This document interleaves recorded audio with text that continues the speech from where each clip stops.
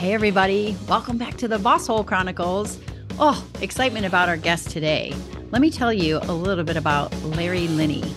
He's a thought leader, a business owner, business builder, executive coach. I met Larry through collegiate sports. Actually, he grew up in Midland, Texas.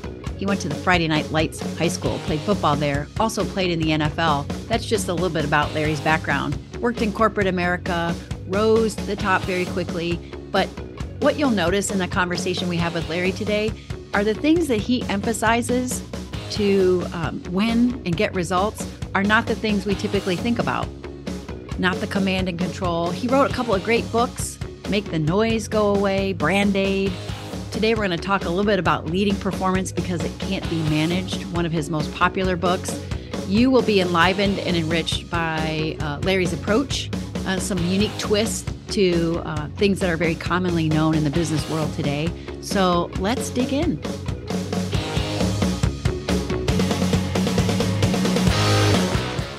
The Bosshole Chronicles are brought to you by Real Good Ventures, a talent optimization firm helping organizations diagnose their most critical people and execution issues with world-class analytics. Make sure to check out all the resources in the show notes and be sure to follow us and share your feedback. Enjoy today's episode. Hey, Larry, welcome to the podcast. Thank you so much. Glad to be here and looking forward to connecting with you guys for a half an hour or so. I find it fascinating when I encounter a person like you, Larry, and dive in to try to understand the impact you're having on the world. And then I think, okay, we got to talk to this guy. We have to get him on the podcast.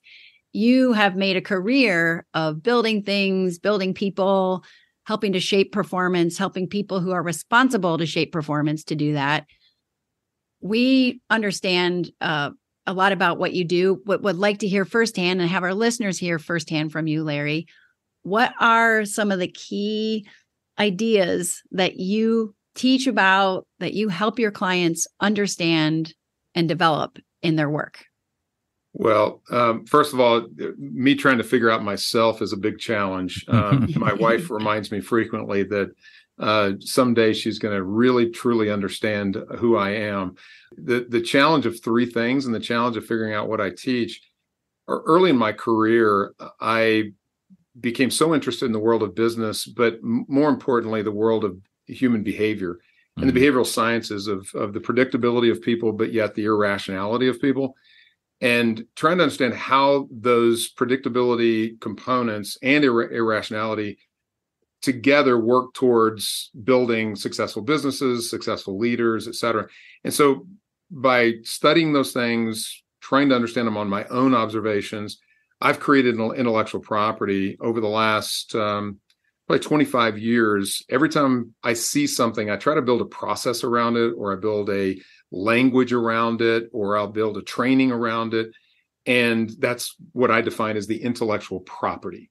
And in doing that, I have probably, I think we're just over 700 pieces of intellectual property. So when you say, gosh, we want to know what the two or three things are, or what are the things that you teach, that's complex in itself, because I could go through my library for hours and hours to try to figure out what's the most impactful thing.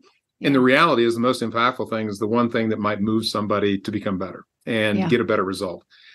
Ultimately, though, I would tell you, no matter what I do and all the intellectual property I've created, I don't really care about the stuff or the tools or the resources. What I care about is seeing people change. And I love watching human beings become better because they learn something about themselves. They learn about something that's possible that they didn't know existed before. And they find a path to get there. The light comes on, whatever the terminology. But I love results. I'm a person that's driven on results myself, and I love seeing people get results. So good luck to you today, trying to find some things that are the most important thing. Hopefully we'll give you something of value. Right. That's good. There's a lot going on in the world of business, in the world in general. The climate and the dynamics in the market today compared to 5 or 10 years ago, completely different. Are you talking or training differently? Are you reemphasizing certain principles, certain pieces of your intellectual property to help leaders cope with today's demands and pressures? Everything in application can be unique to today's times, and you have to be relative in your communication so people can understand today. Mm-hmm. But I would also suggest that at least the majority of the things that I've experienced or seen to be effective in the world of business are core principles that I think stand the test of time. And again, maybe that's because I have some core principles about really caring about people, respecting people. I know that a lot of business principles from years past, command and control, a lot more top-down mindset. I never had that, so I can't say that I've changed to this. I've just always believed that each human being is unique. I think each human being is a person of that has been developed based on their experiences, their education, their time, and whenever we get to a place to where we understand the complexity or that people are complex, we're going to be a lot more successful at helping lead them, guide them, support them, bring them to a point of happiness, versus trying to put them in a box and being too narrow focused towards them. So I would say, yes, I do bring relativity to the modern world. Mm-hmm. And yeah, I'm looking at right now generational issues. They're different. I mean, we see some new generational things that we've not seen before. We see people dealing with different mindset of a relationship with work than we've seen in the past. I mean, my generation, I'm 61 years old. My generation, when we went to work, we were thankful for a job. We came to work, and the relationship we had with work was loyalty, appreciation for the job, and a commitment to it. And you talk to anybody my age, and it'll take you about 2 minutes to find out what they do for a living, because they value themselves. Their value is based on what they do for a living and what they own. You talk to some of the people that are newer generation today, you can talk to them for 2 days and not find out what they do for a living, because their relationship with work is different. And the relationship with work for them is personal growth, personal development, creating value, doing something important in life, or contributing to what they do in life. So the relationship with work is so different. You have to speak to those things in the modern world if you're teaching. But the principles that I teach are still the same. It's just the application and understanding the environment that we're in. Larry, if I could pick up on the topic of command and control, because that has been a steady theme throughout the episodes consistently for the last couple of years. Yes. That the world of work, which is always evolving. I've always been sort of fascinated by the whole idea of change management, because it's just constant. So let's navigate it. Let's be ready for it. However, when it comes to the command and control mindset of managing people, I think we are realizing that there's a legacy of that, and we're trying to break from that, because it isn't built for today's workforce. And I'm not saying total abandonment. There are some things that are beneficial, because you and I are about the same age. I totally get what you're talking about. And yet at the same time, the idea of trust and autonomy, which our emerging workforce really desires, and connection, is foreign to those people that came up through command and control. You didn't have a lot of that. I did have some of that, but for the managers and supervisors listening out there, to keep them out of the boss hole zone, what advice would you give them for recognizing that perhaps they're sort of trapped by this command and control mental map, and how to break free from it? When you look at a lot of human behavior where people fail in relationships, where people fail in personal growth, you can go back to identify that they just weren't given the tools to be successful. So they don't have the tool to draw on to stop drinking, or they don't have the tool to draw on whenever they're frustrated with a child and they don't know how to get a better behavior out of the child. So their only tool is, scream at them or yell at them or hit them or whatever. And so usually it's the lack of tools that keep us from being able to develop. And I think that's what we're dealing with here, is people that learned command and control. If I can demand things, threaten things, oversee, control exactly the way you do things and how you do it, if that's all I know, and all of a sudden you tell me I've got to do it different, you can't just tell me to do it different. You can't Right. inform me with energy and excitement. You got to give me the tools. Yeah. And I believe that's where most people are struggling with. Okay, I hear this command and control is dead. I understand most employees don't want to work in a command and control environment. They want flexibility. They want freedom. There are a lot of things that they want to be able to contribute in the workforce. Command and control is dead or dying, but you're not giving me the tools. You're just telling me to do something different. And so that's one of the reasons I wrote Leading Performance, because it can't be managed, is there are some tools in there. And one of the tools that I believe is necessary is clarity. Okay. If you're going to go from telling somebody every detail of what to do, monitoring it, managing it, overseeing it, and controlling how they do it, if you've got to move away from that, then the one piece that's necessary is the person has to have clarity of what's expected objectively to know exactly what outcomes you're looking for. And I don't really care how you get there then, as long as it's moral and is doing the right legal things from a culture, and culturally aligned, et cetera. But that's even part of it. I need to be clear about our culture. I need to be clear about our beliefs. I need to be clear about our behaviors. And I need to be clear about the outcomes and results that I expect in the job. Now what happens is I also have to shift my role as a manager from being this monitoring, oversight, demanding person to I've given you the expectations. It's very, very clear the outcomes. Now my role is to meet with you on a regular basis and help coach you, support you, guide you, train you. Those are the tools that I have to shift to, is being a teacher and being a mentor and being a coach and supporting somebody. They know the outcomes. I've been doing this for 20 plus years. When I meet with my team, my individuals or the group, they are telling me the outcomes with evidence that they're getting based on the expectations that I've given or that we've come to agreement on. And they're expectations that are going to help us be successful. But they know the expectation. They come to me and say, Larry, I'm falling short here. I'm meeting this objective. I'm exceeding this objective. They know what it is. They're communicating it to me. They don't have to wait for a meeting to find out what I think about their performance. They know it. So now I get to roll into, oh, you're falling short. How can I help you? What can we do different?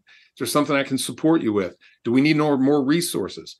And so the relationship between the supervisor and the employee completely changes in this environment, where now the person is getting help from their supervisor. They're getting the support they need, which is what they want. Yeah. And they have clarity of what's expected. And guess what? They can exceed it if they want to. They don't have to go as hard as they can and hope that I ask them to jump higher. Right. They go right towards the expectation or exceeding it because that's what they want to do. I get to be the coach and support. Yeah. Well, me. Sorry, go ahead. And I think, if I may dovetail on that, trust and autonomy, just so that our listeners don't misunderstand and our managers and supervisors, it's not a free-for-all. Trust and autonomy does not mean, okay, kids, go get them. I'm not going to pay any attention. That's not it at all. Because even the most core principles of, what people do need just to create a satisfactory work environment, whether it's virtual or hybrid or in person, is some level of continuity and clearly defined expectations, or as you said, clarity. And when that's in place, clarity, equip me to do the work, support me to do the work, and then let me do the work. That's trust and autonomy with, to your point, establishing yourself as that developer of other people, that coach. That has been a big message of ours, reinventing the manager to have that perspective. And that's a big shift for a lot of organizations, because they have never really looked at their managers as mentors, coaches, equippers of other people. I love that. They're the judge. They're the judge that gets to come in and tell me how I'm doing. That's exactly right. And in an environment where they get clear expectations, people love it when they get to see and experience. And sometimes we'll show people an actual performance review, a monthly performance review that we do in our company. And it's magical watching an employee say, okay, the first area that is an expectation is this revenue goal. And here's where I'm at. Right. And I get to be complimentary and appreciative. And I'm the audience. I don't even drive the agenda. And then And the thing is, we can get to things that we really want to accomplish. So one of the great examples of this, really thinking out of the box, is through the pandemic, we found that people were saying, oh my gosh, we've got hybrid or work from home or whatever. And, how do you manage people when you can't see and control them all day long? Well, first of all, usually when they're in an office, you don't see them and control them all day long anyway. But that being said, so you think you do. Go ahead. Yeah, sorry. Exactly. Right. But one of the performance objectives that we put in place for a lot of people was we need to be a team here. We have to work together. We have to collaborate, and we want to collaborate video wise. One of your expectations is you have to show evidence that you had video communications with your key partners and team members throughout the month. It's your job to show me evidence that you did that. That's an expectation. Yeah. And so they have to either track it, monitor it some way, or record certain things that they did, whatever. But they've got to show me evidence that they did have video, intimate level communications with their teammates. Yeah. That's an expectation. I can measure that. They measure it, and they have to communicate it and show evidence. And that's some of the key things that this whole reverse performance leadership model that we teach is that when people own their own outcomes and own the expectations, they want to get there, and they typically will. And now you just support and help them. And that's the tools that a supervisor needs. Yeah. Is, by the way, the reason you have this whole podcast is because the majority of people are not trained how to lead and manage people very well. Correct. And they draw on tools that are the wrong tools. And so just putting them in a reverse performance leadership model, that alone makes leaders better. Because now they don't have to give bad news. They don't have to deliver that you're not performing. The employee's delivering that to them. They don't have to deliver communications that they're not very sophisticated at doing. They get to show up and help people. Most people are pretty good at that. And so we make better leaders just by reversing who owns the objectives and who tracks and monitors and communicates it. And we will be right back. With employee disengagement at its highest level in 9 years, your company can't afford to miss the mark when it comes to optimizing your hiring, management, and team performance practices. At its lowest level, employee turnover costs you $11,000 per person, and those are dollars you can easily save with the right set of people analytics.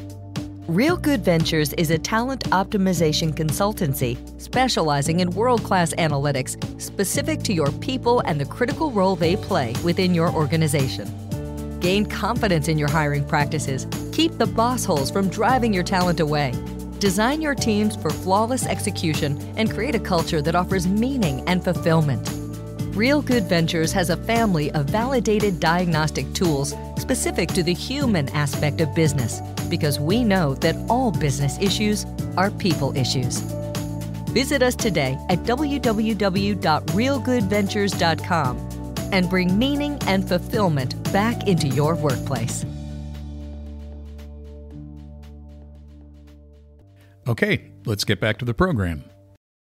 I think you're so onto something here, Larry. And I've been toying around with the most challenged area in organizations I've seen over the years is accountability, trust and accountability. Those are the two places where people seem to complain the most. My communication probably ranks right up there too. But you're talking about responsibility versus accountability. And I have a challenge with the word accountability, or just everything that it sort of implies. And we talk about being above the line or below the line in terms of energy and ownership. Accountability seems like to me, it's happening to me. Whereas responsibility, as you describe it in reverse performance, is by me. And the other thing is, I think you are describing what many organizations, if not all, are chasing and have been for decades: engagement, that discretionary effort that an employee has complete opportunity to share and grow and build in the organization, but typically doesn't, for all the reasons we know why they're disengaged. And it's epidemic. So how simple? But that then leads to my next point / question. So it makes so much sense. It seems so simple. How come we can't do it? How come it's not happening in most places? Well, again, it's the lack of tools. People don't know the tools to get out of the problem. And they grew up in a world where the parents dictated and demanded, teachers dictated and demanded, and supervisors and bosses dictated and demanded, because they learned that command and control, it came from the military, was the way to get things done. And you know, I was speaking with a very high-ranking military official recently. And, you know, I told him, I said, you know, I love military people in the workplace, but I got to tell you, one of the biggest things that they have to overcome is that as a military leader, you start with a foundation that if the person doesn't do what you say, you can court-martial them and put them in prison. So command and control works. Well, guess what? In the marketplace here, in the free economy, you can't put them in prison for not doing what you tell them to do. Right. So now you have to influence them different, because they do have the motivation in the military to do what's right. Because I don't want to go to jail. By God, I'm going to do what I'm supposed to do. In the workforce, they can just leave. So we have to have different tools to get there. And this concept of what you were speaking of before, of this relationship between the supervisor and employee, you are so right on. Here's what I believe is the reality. The typical employer-employee relationship is they are against each other. My job as an employee is to try to convince you that I'm really doing okay. Your job as an employer is to convince me that I am either doing a good job or bad job, so that you can make sure you control my compensation. And so employee reviews are built around that. It is a me against you. I have to prepare for my reviews to try to sell you versus being objective. You're going to try to communicate to me subjectively. And the model that I'm teaching is, what if we got on the same side of the table together and we're both working together to help you? You own your objectives. As long as I own them and have to dictate to you, Lord and Master, of how you're doing, we're going to have a conflict. As long as you own them and they're objective, I can now be in a very safe position of being on the same side of the table, and we're working together towards the outcome. And it's just, again, we evolved from a military world of understanding how to get results to this new world of unfortunately, we have way too many people, or way too many jobs for the people. So we're fighting for talent. Right. And so if you're fighting for the best talent, you better find a different way to attract them to want to be in your organization. Okay. With that, and I totally agree with that. I mean, I think that resonates with us, Larry, for sure.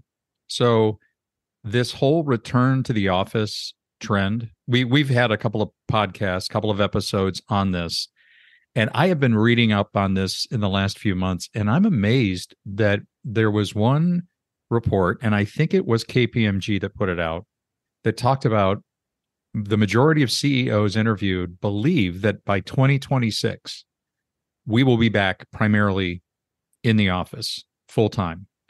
And I would love to get your perspective on the trend, that idea. I know where I am, but I'd love to hear your perspective on that. We're all guessing here, but my belief is that we're going to see more and more firms go back to full-time in the office, only because that's all that the current leadership knows how to manage. Right. And so they're going to attract people that direction. However, I think it's going to be a little bit of an interesting curve that's going to take place that's going to move that direction. But then as we see more forward-thinking leaders that understand how to create the right culture that can be successful and not have to be physically able to touch each other in the work environment to be successful, we're going to see it curve back. And as new leaders and new managers come into these roles, they're going to realize that we can use video technology, we can use other forms of engagement, using clearer expectations, people owning their own outcomes. There are a lot of tools that can be used that I can prove are going to be more effective and more productive than going to an office. And when people figure that out, you will see spots of that increasing. So my prediction will be by 2024, we're probably going to see more. We'll see a trend towards more and more companies working in the office. 25 will probably be there. And I think 26 is when we're going to start seeing an evolution of new leadership, new management, new innovation that is going to create environments where we're going to start seeing less and less again over time. And it could evolve. And my answer when somebody says, should you work from home or not? My answer is your ability to lead and how you manage the culture and how innovative you want to be. Yeah. If you want the greatest outcome, find a way to do it in a flex model or work from home capability, because it's more productive when it's done right. You cannot, I mean, I'll compete all day long with somebody that says they have to draw everybody in the same room to work together.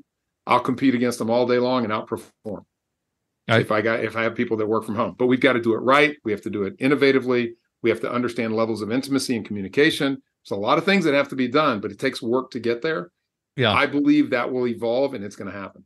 Well, and thank you for that, because when you talk about command and control, my conclusion is that there are enough of the corporate leaders these days that came up through the command and control that are still pulled in that direction. And I'm setting aside some of those that are saying, well, we have these office buildings and we built this, complex. I mean, it's not about real estate, because I don't think that's justification. However, I think that makes a lot of sense. But at the same time, when you have that if you were brought up in the command and control, the urgent or the desire to try to get people together so I can see what you're doing, I think we're beginning to see that. I love though how you're sort of looking more forward. And thanks for that. Sorry, I just wanted to get your perspective. Great input. I appreciate it. I can tell you that I've been in a lot of buildings and a lot of offices in my career.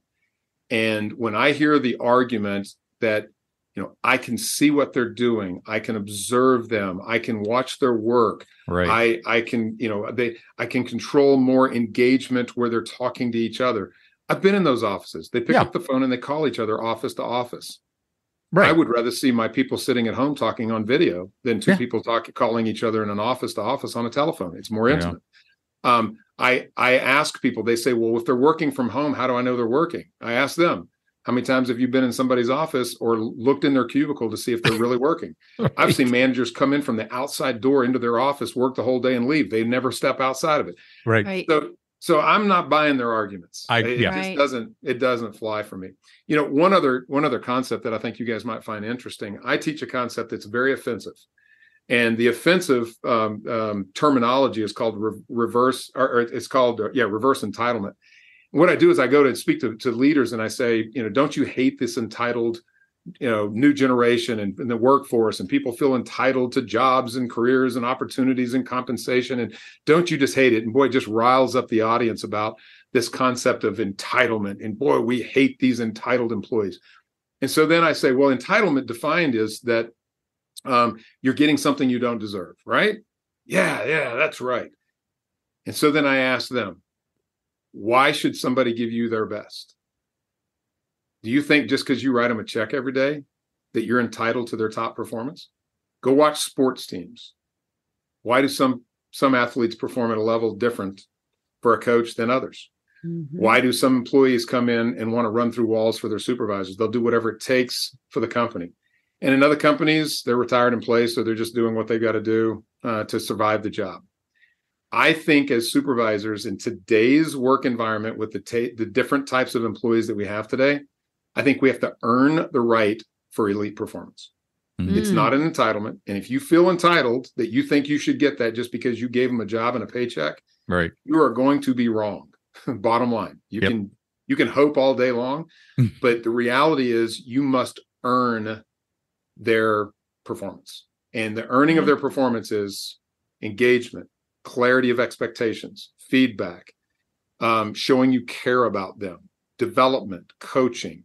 All of these types of things are what will allow you the right to get somebody to perform. Help people realize what's possible that they didn't know what's possible. I mean, I would say that it's probably one of the greatest compliments I've had in my career is the number of employees that I've partnered with in my companies that have said, I've accomplished things I didn't know I could accomplish. I've become things I didn't know I could become because you keep inspiring me to what's possible. And those are the kinds of things that will earn the right to performance. But reverse entitlement is when supervisors think they're entitled to our best. That's a great twist on an idea that I think people are very, very familiar with. So I have a question then. Earn the right for elite performance. Let's say I'm a listener. I'm a manager. I could even be a seasoned manager. I know that's what I want. I know that's what's needed. I have no idea how to do that. I have no idea how to coach. What's my first step? What should I do? Well, the first thing is to shift your thinking to being all about the people that you are their manager, intrinsically understanding them, their goals, who they are, what they want to accomplish. Do things like predictive index to understand people. The more you can understand the human beings that you're leading, they're unique. Each one of them is different. You can't put any of them in a box that looks like anybody else. The more that you uniquely understand somebody, the more that you uniquely care about them. You know, the old saying, they don't care how much you know until they know how much you care. Well, they're not going to listen to you. They're not going to take your advice. They're not going to take guidance. They're not going to follow you unless they're convinced you care about them. You know, building trust with them by continually helping them be successful, train them, coach them, support them, love your people, and they will respond and you will earn the right. But as long as an employee believes your intentions are about yourself or about the company and not mutually beneficial, if they believe your behaviors are non-supportive to them, if they believe your skill set is ineffective or incapable, or the results that you bring fall short constantly, they'll never trust you to follow you. And if you give me those four things, then I will trust you and I'll follow you. So those are some of the tools. I mean, I think the reality is human beings are complex, just like managers are complex. Probably a lot more than that, but take one thing at a time and work on it. And ultimately, if you care and you can show you care, you're going to be on the right path. And then you'll find the rest of the tools. Like, that's great advice. I can't help but think about a leadership team that I recently worked with. And they, like many other organizations, are plagued with, busyness, like complete insane schedules. It took us probably 8 or 10 weeks to even get a time on the calendar together. And they're not alone. And they weren't belly aching about it either. It's like the frog in the beaker. We've been gradually turning up the heat and it's boiling, and they're just so used to it that this is the world they live in. So I think about how you boil that down in your last statement there. If you start by caring about people, that's a step in the right direction.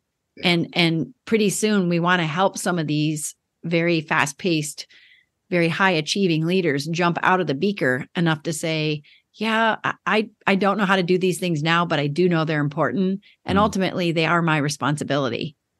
I'm going to learn how to do these things. This is good, Larry. Yeah, I love that last statement. You said, they are my responsibility.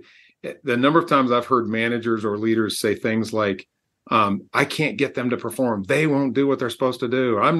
They're just, I'm really upset because none of these people are doing their job or doing their, I listen to them thinking, do you not hear what you're saying? You are an ineffective leader and manager. That's right. You're just giving all the evidence that you're not doing a good job, because if they're performing, that's probably due to your leadership. And if they're not performing, that's due to your leadership. So I had a manager one time called me up and said, Larry, none of these people are doing what I'm asking them to do. They're not following anything. They're not executing. They're not following our company's culture. They're not doing anything. I need you to come up here. It was a different city. I need you to come up here and tell them who their boss is.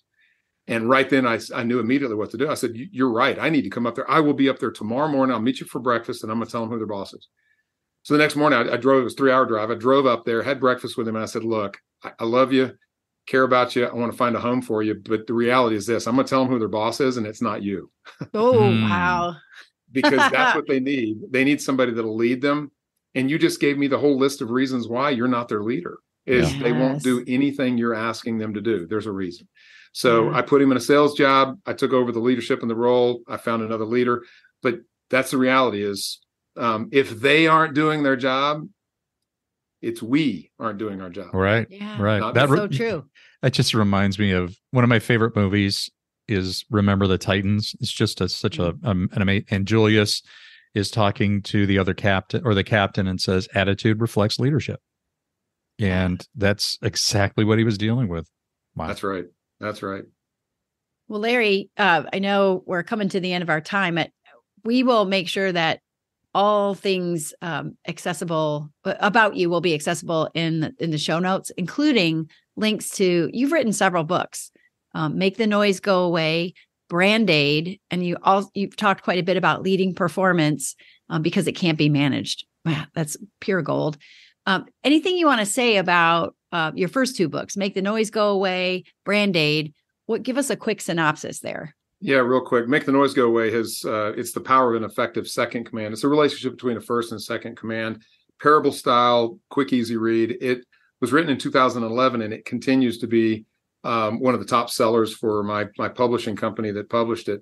It's all word of mouth. We've never really marketed the book, but if as an executive you want your noise to go away, it has some magical ideas and tools in there that can help you. The second book, Brand Aid, was written. It's take control of your reputation before everyone else does. Mm-hmm. And it's just personal brand management. A lot of things that have been taught over the years. 2014, it was such a successful book that Penguin actually picked it up as an imprint. One of their imprints did, and they took control of that book. So it's done very well.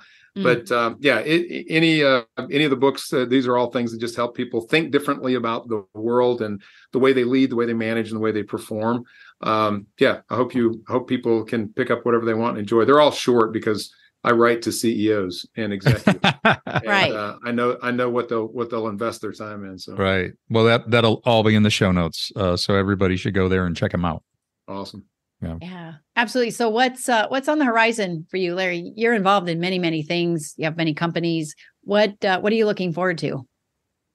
I'm looking forward to being different than a lot of my generation. A lot of my generation thinks more is always the answer. And I have a real passion to be a great father, a great grandfather, to be a great husband, to be healthy, to be fit. And I don't have to have more. So, I'm coming to a place in my life that, I'll continue to think and I'll continue to create and I'll continue to challenge myself. But a lot of what you'll probably see from me will be more online than live. You'll hear about me. I don't really care personally about my legacy. If my name is never said again a year from now, it wouldn't bother me a bit. I don't really have any of those types of thoughts like a lot of baby boomers do. What I care about is, will the people that I've led, the people that I've been around, will they have their own legacy and their name be well known and respected? That's all I really care about. And even my company was, everybody inspired me to use my name as the name of the company. I refuse to do so because I don't want my name.